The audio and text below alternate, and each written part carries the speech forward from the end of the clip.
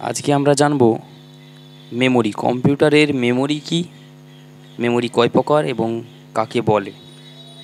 তাহলে কম্পিউটারের মেমোরি হচ্ছে একটা অংশ যেখানে আমরা আমাদের তথ্যকে জমা রাখতে পারি। প্রথমেই জানবো আমরা প্রাইমারি মেমোরি। প্রাইমারি মেমোরি কি না, কম্পিউটারের যে মেমোরি সিস্টেমের সাথে বা কম্পিউটারের সাথে সরাসরি যুক্ত থাকে তাকে আমরা প্রাইমারি মেমোরি বা মুখ্য মেমোরি বলবো। সিস্টেম বলতে এখানে সিপিইউর মধ্যে থাকা যে মাদারবোর্ড রয়েছে সেই মাদারবোর্ডের সাথে প্রাইমারি মেমোরি যুক্ত থাকে।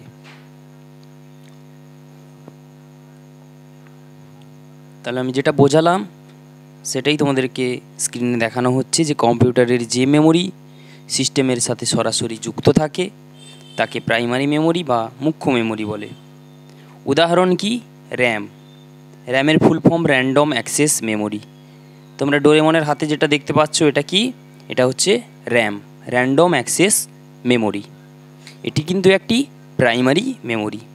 কারেন্ট চলে গেলে কিন্তু এ সব কিছু তথ্য ভুলে যায়, এই জন্যে একে আমরা কি বলি, ভোলাটাইল মেমোরি। আচ্ছা, যেটা বললাম সেটাই এবারে স্ক্রিনে দেখাচ্ছে। মোটু পাতলুর হাতে যেটা দেখাচ্ছে এটা কি, এটা র্যাম।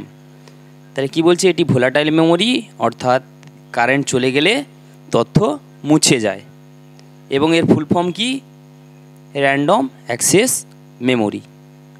এরপরে আমরা দেখব রম। কোনটা, এই যে আমরা অগির হাতে যেটা দেখতে পাচ্ছি এটা কি, রম, রিড অনলি মেমোরি।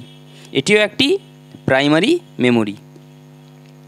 এটিও সিস্টেমের সাথে সরাসরি যুক্ত থাকে, কিন্তু এটি নন ভোলাটাইল মেমোরি।